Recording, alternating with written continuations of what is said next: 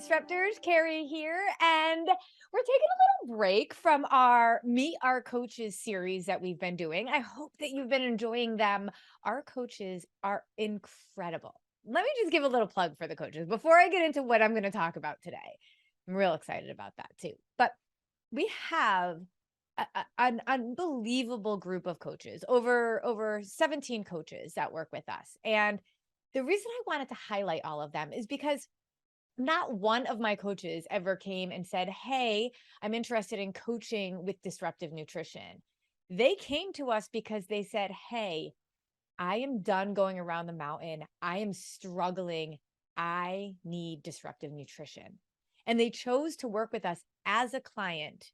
Some, like Coach Sarah, who you met a few weeks ago, came as a health coach to do our approach because at first she thought it sounded too good to be true, but then when she really heard more, she thought I have to do this. But most came to us as clients. I want you to think about where you were 5 years ago when so many of my coaches, let's say, grabbed on to this approach and that their life was changed so much that they literally went back to school to get advanced certifications in nutrition, in health, in coaching, so that they could come work with us and impact other women who were going down that same journey that they went down.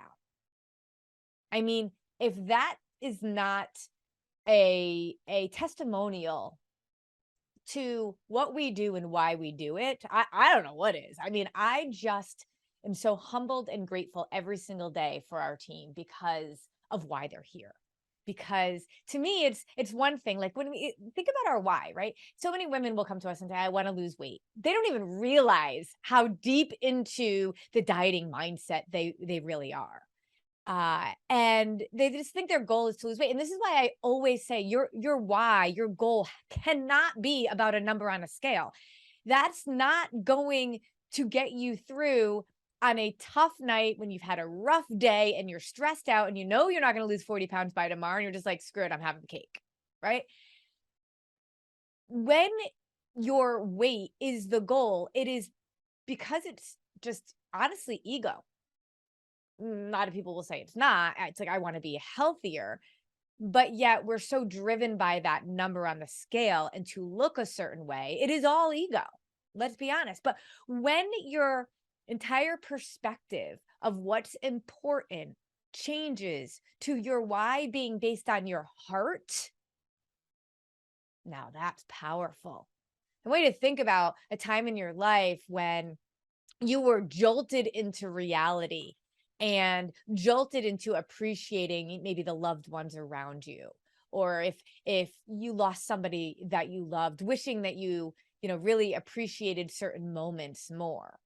Well, I feel like we do that so often where we're just so focused on the superficial, on the stuff that actually doesn't fulfill our lives and our purpose, like dieting. I say all the time, like one of our clients, Karen Lynn, is amazing. And she said she has 10 years of journals measuring or documenting what she ate and how much she weighed before she came here.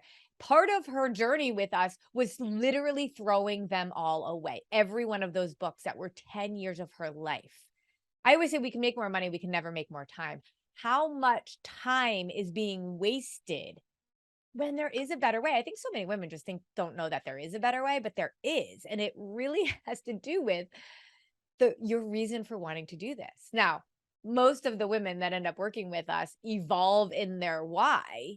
But when you go looking for weight loss, you are going to go down a dieting rabbit hole on the internet and you're going to get super confused. But when you are doing this all for the right reasons, that has to do with your heart. And think about these coaches of mine who, because they are now heart driven and not ego driven, first of all, the results are all there, but they're not even focused. They're just not even that important anymore.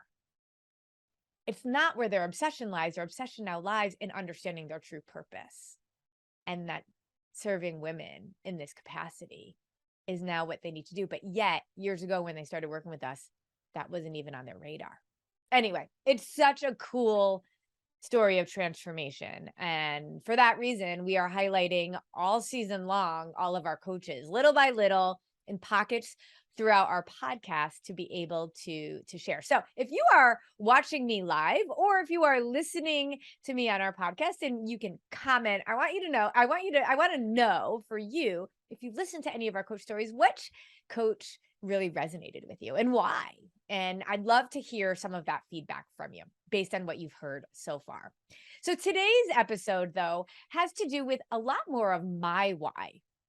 If you've heard my story before, you know that about 10 years ago, when I was closer to 40 than I am to 50, like I am now, I had two little girls, 5-year-old and a 6-year-old at the time. They're 16 and 17 now. And they were sitting at the table when I didn't eat the pizza on family pizza night because I ordered the salad with dressing on the side, literally rabbit food. You know, at a pizza place where they have that greasy, amazing pizza, and then you get the like iceberg lettuce with a couple of like salad shavings and then those wedge tomatoes cut, and they're never that good. That's what I would eat. I don't even know why I would spend money on that, but that's what would come in the little tin container. If you know what I'm talking about, right? Rabbit food, because that's what I would eat. And it was one day that one of my daughters said to the other one, "Why does mom not eat the pizza with us?" And Grace said to her sister Ellie, "It's because the pizza has too many calories." And when you hear that as a mom and you think, "Oh my gosh, look what I'm doing to my kids." But then you look in the mirror and you know you just are not feeling confident in your own skin. You're in this weird place of like, I have to deprive myself if I want to reach my goal of being a certain weight because the way I look matters. With this argument of, but I don't want my daughters to ever feel that way. I don't want my daughters to think that their value isn't what they look like and that they should have to count calories. But I know I have to because it's not the same for me as it is for them. But it was, but it is. Everything I did was because of what I saw. And everything I believed was because of what I was taught. And our kids, you all know this. Our kids are just sponges that while we think we might be holding things back from them, we are not. We are not that savvy. They are so much more intuitive and smarter than we give them credit for. So had I not had that moment right there, that was my tipping point of deciding something has to give. This is not okay. I was a behavior specialist. I knew the behaviors that were coming, but I didn't know how to change what I was doing because I didn't know any better. All I knew was that I had to deprive myself in order to lose weight, and losing weight was the ultimate goal. Everything's obviously changed now because what we talk about and what I know is that weight gain is a symptom of health and hormones. You will get to your optimal weight when you actually get to your optimal health. This I did not know because everything around me was around eat less, eat less, eat less. And I never even equated my weight gain to not being healthy per se, because I ate sort of healthy. I just didn't eat very much of anything. And I also really loved my wine and didn't understand about food and how it fueled my body. I didn't realize how I was spiking my blood sugar, how I was bringing my blood sugar dangerously low, and how all of that was actually making me unhealthy, which is why I was gaining weight. None of that enters in to the equation when you are Googling how to lose weight. So fast forward to today, where I have a 17-year-old, and that same daughter, Grace, who mentioned the calories, has a genetic condition around her cholesterol. And we just got more testing done and know where we are sitting. And while I have talked blood sugar stabilization, we talk PFC3, I mean, for the last 10 years, my kids know how to eat. My favorite story is when my daughter Ellie was making a protein shake because they sometimes just love to have a protein shake just when they're running out the door. And she had made brownies the night before. And so she literally had a brownie. Now, these are high school kids, okay? Had a brownie in her hand and a shake. and she was running out the door to go to school. I go, wait, whoa, whoa, whoa, what are you doing? And she goes, protein, fat, and carb. See ya.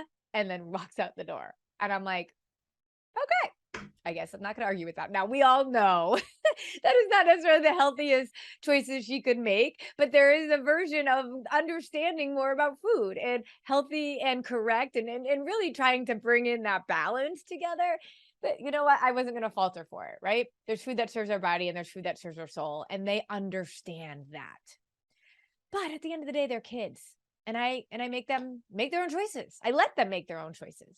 Well, Grace was not feeling great, right? And making choices that definitely did not serve her body. And the genetic condition that we know is going on with cholesterol was really kind of rearing its head. And so when we went to the doctor and we got tested, and granted, the doctor does not know, literally does not know about the nutrition piece. However, I give her all the credit in the world because she said, with a mom like yours, there's no reason why you are not taking a hold of your health. And I needed her to say that, so she heard it from someone other than me. So today, I want to share with you exactly what I did with my daughter, who's 17, who now has a new why. But it doesn't even matter about that because every single kid can understand this concept if you break it down for them in a way that really makes sense. Everything I was teaching my kids when they were younger was about calorie counting, and that the important reason why I'm doing that is because I have to lose weight.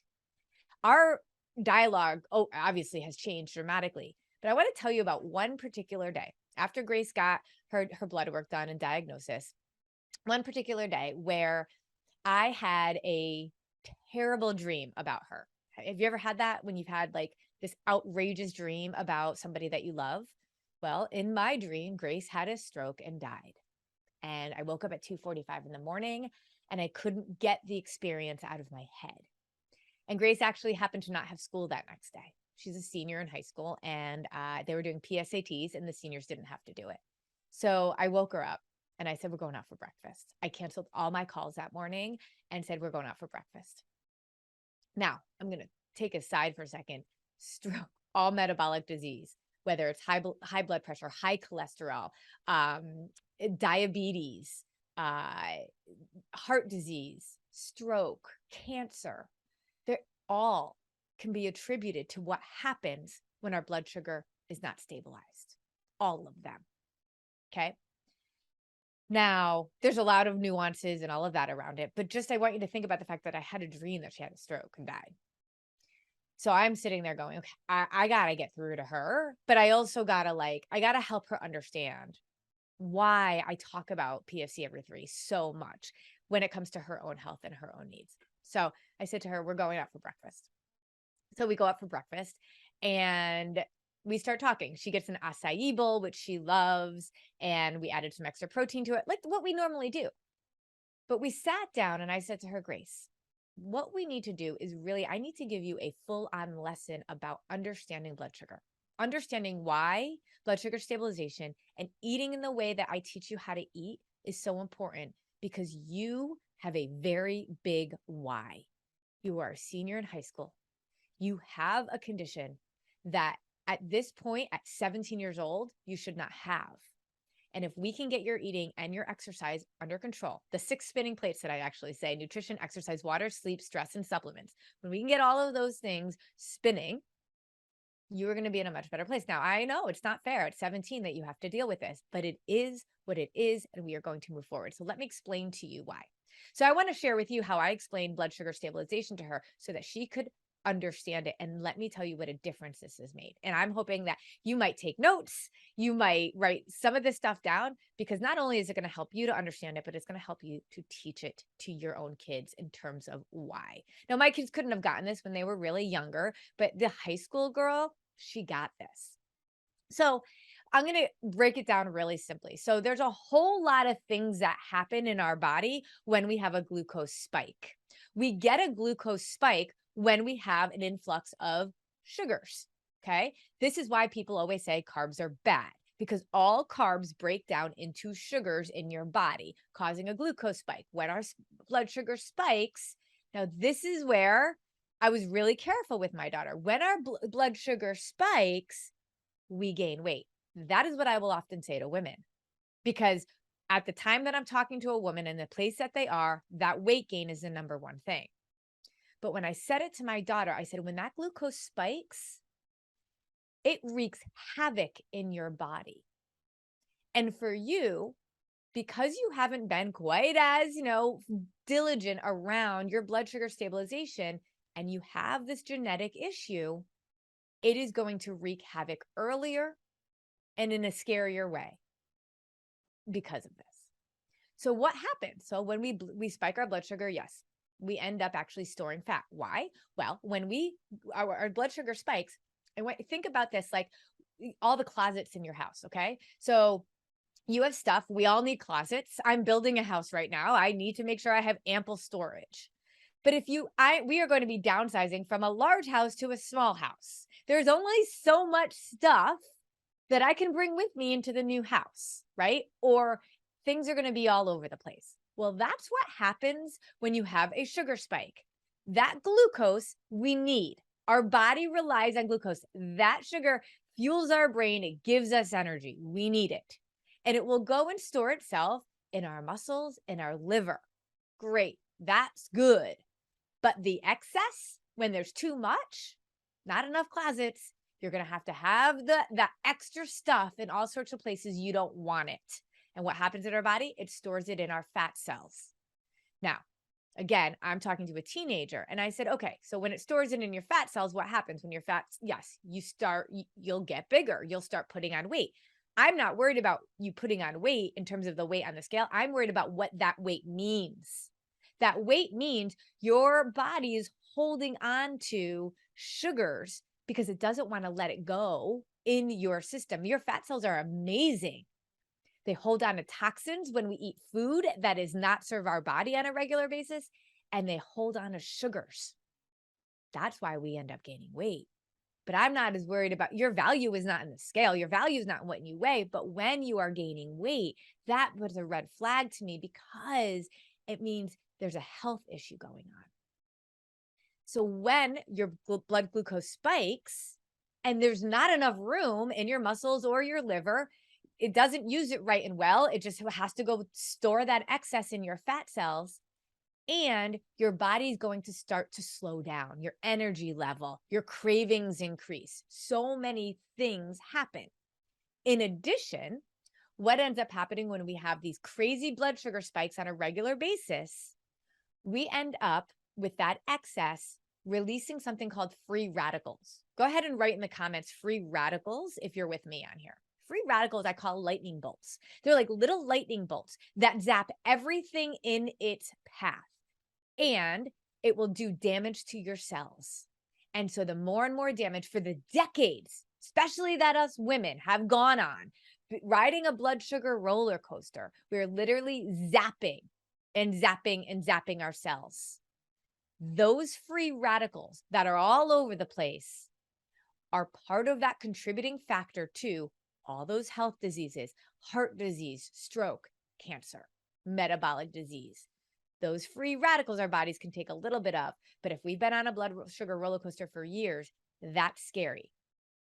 Said that to Grace as well. So understand when I talk about sugar not serving your body, I don't just mean it's not great for you. I mean, actually, it's like lightning bolts zapping away. Now, everything in moderation. Well, what does that mean? And I dig into that. When we are going to have sugar and candy, the beautiful thing is if we can dress that sugar up, carbs up with protein and fat at the same time. Now, we know we're not going to get nutrients. Like obviously a carb like an apple is going to serve our body better than a carb like a potato chip or right or chocolate. And that's like a nutrition kind of a standpoint, but the blood sugar spike can be mitigated when we have a protein and a fat coming at the same time.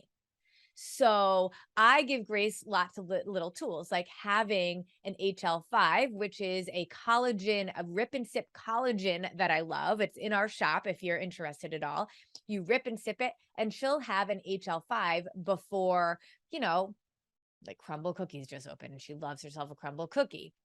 So we talked about if you have an HL5 before that, that's going to mitigate that blood sugar spike. Now, is that a healthy meal? No. Should she do that all the time just because she can balance her blood sugar? No. But that's going to mitigate that spike. And so I wanted her to understand those pieces of it. But the reason why I say to her, you're going to eat PFC every 3 is because you don't have to give up the foods you love. You actually have to add some foods, not because we're trying to lose weight, but because we're trying to get to our optimal health. And when you have, instead of just an apple, but turkey almonds in an apple, that apple is going to spike your blood sugar, even though it's healthy. And what happens when you spike your blood sugar? And she went over it. I said, but when you have your turkey and your almonds with it, now you're not going to have to worry so much because of your condition and because you're not going to kind of release those free radicals when you continuously spike your blood sugar. And she's like, oh, okay, that makes sense. So then we moved on and we moved on to, and this is something women really love to hear about and understand, but we move on to aging. You know, when we're born, a baby's ribs are like bright white. And when somebody in their late 90s, 100 years old dies, their ribs are like black because we're toasting.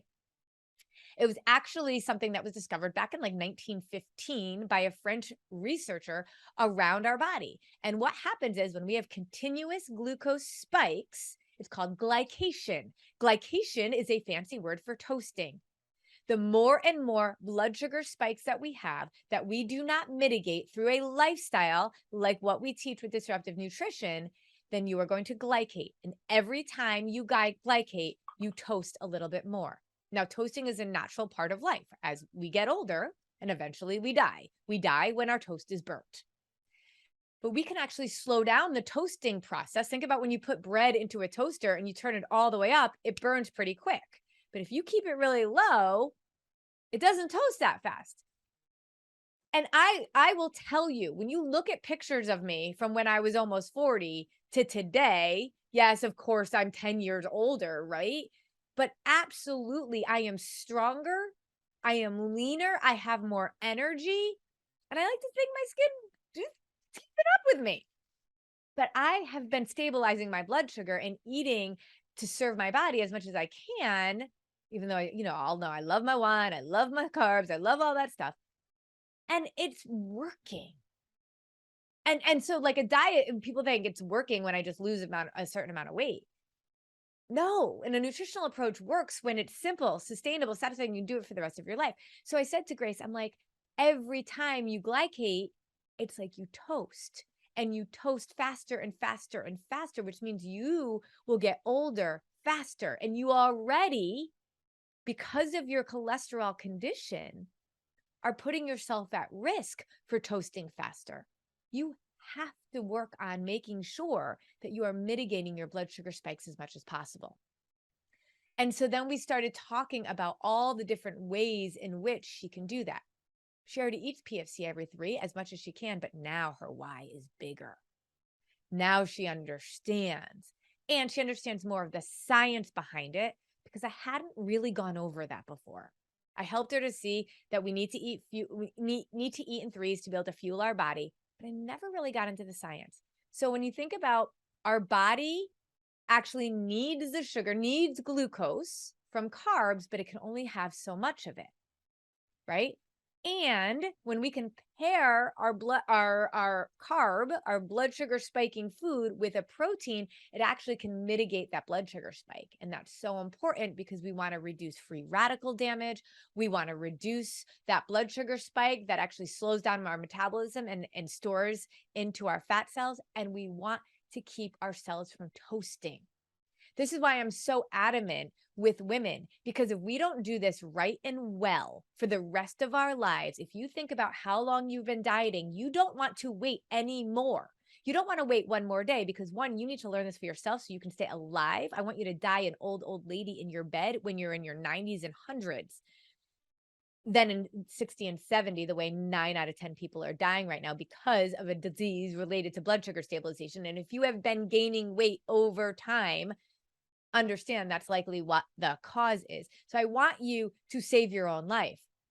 But just like my coaches ended up doing and not even realizing was going to happen, is that they started saving other people's lives too. Really, what were we put on this earth for? To weigh a certain amount or to make an impact on others? So now you get to be that impact to your kids, to your spouse, to your friends. So it doesn't become, oh, I'm just doing this for me. This becomes, I'm doing this for heart-driven reasons. Ego, heart, you go heart. But you got to learn it and you got to understand it. You got to do it. You got to live it.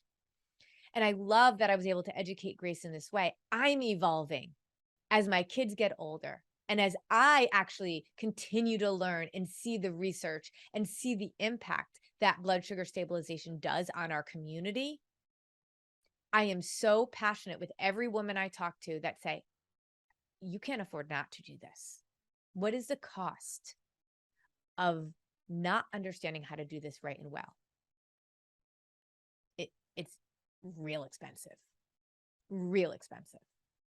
So understanding how I explained it to my daughter, I hope helps you understand it a little bit more, but gives you some language that if you have a child that, and again, little kids, I didn't need to go this, but you have kids that are starting to be teenagers, these are the things that are important for them to understand because it is so important to know that while you think you're not sending messages around diet, body, and worth, if you're obsessed with your body, you absolutely are.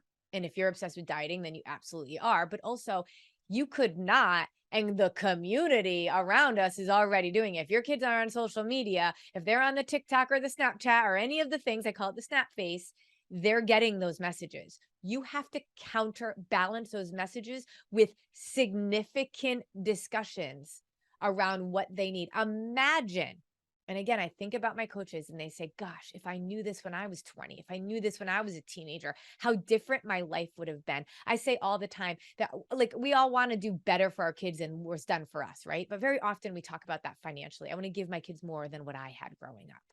This is how you give your kids more than what you had growing up.